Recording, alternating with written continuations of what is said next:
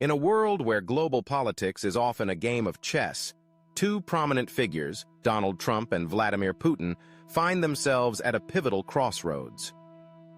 Imagine a private call, a conversation that echoes beyond the walls of their respective offices, shaping the future of international relations.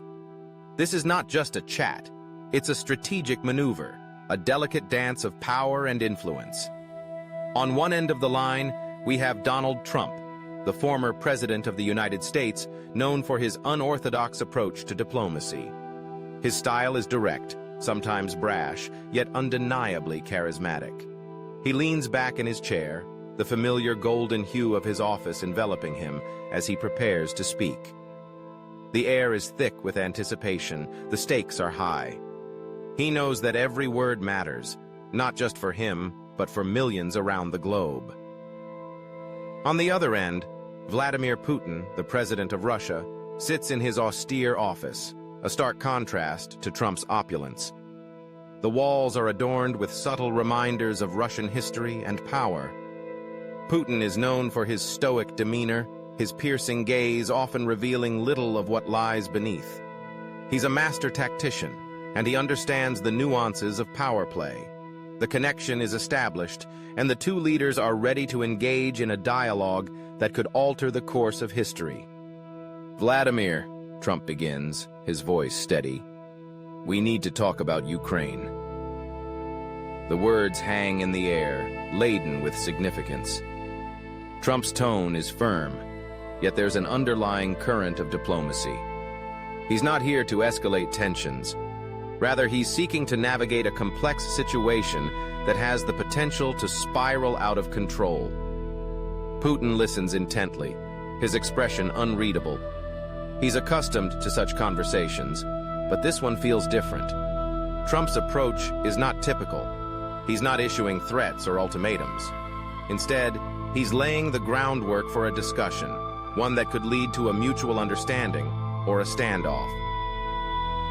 Listen, I know you have your interest in Ukraine, Trump continues, but I think we both understand that escalating the situation won't benefit either of us. He pauses, allowing his words to sink in. The tension on the other end of the line is palpable. Trump is aware that he's walking a tightrope, balancing the need to assert American interests while also recognizing Russia's strategic ambitions.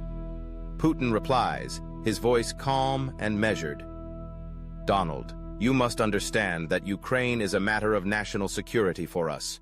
Our historical ties, our interests, they cannot be overlooked.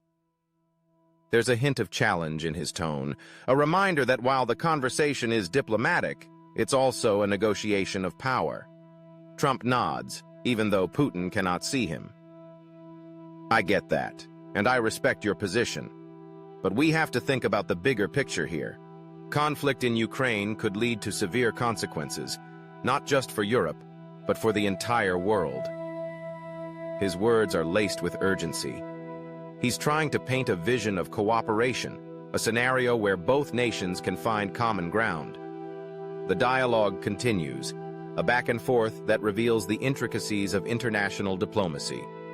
Trump emphasizes the need for stability, suggesting that both leaders could benefit from a collaborative approach.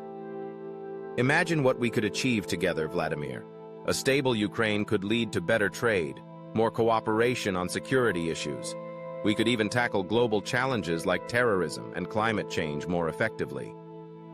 Putin considers this, his mind racing through the implications. He's not one to easily accept proposals, especially from a leader like Trump, who often operates outside the conventional norms of diplomacy. Yet, there's a flicker of interest.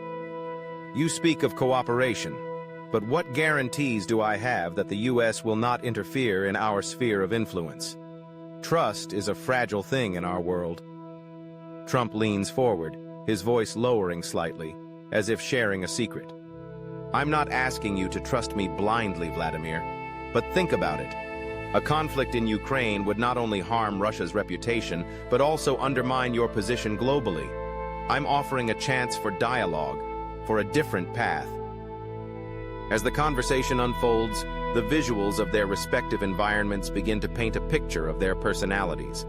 Trump's office, adorned with gold accents and the American flag, symbolizes his larger-than-life persona, while Putin's austere surroundings reflect his disciplined, strategic mindset. Each leader embodies the complexities of their nations, and this call is a microcosm of the larger geopolitical landscape. The discussion shifts, with Trump expressing concern over the humanitarian impact of any military escalation. We both know that war brings suffering, Vladimir. It's the innocent people who pay the price. We have the opportunity to prevent that. Let's not waste it. His appeal to empathy resonates, albeit subtly, as he attempts to tap into a shared humanity that transcends borders. Putin, ever the pragmatist, responds with a calculated nod. You make valid points, Donald. However, our national interests must remain paramount. We cannot afford to appear weak. The tension remains, but there's a flicker of understanding, a recognition that both leaders are navigating a complex web of expectations, pressures, and historical contexts. As the call draws to a close, Trump reiterates his stance. Let's keep the lines of communication open. We may not agree on everything, but dialogue is essential. The world is watching us, and we have a responsibility to lead. Putin's final words are measured, a blend of caution and possibility. Indeed, Donald, let us see where this dialogue takes us. And with that, the call ends, leaving behind a trail of uncertainty and potential. Two leaders, each representing powerful nations, have engaged in a conversation that could shift the tides of history. The world holds its breath, waiting to see if this moment of dialogue will lead to a path of cooperation or a return to the brink of conflict.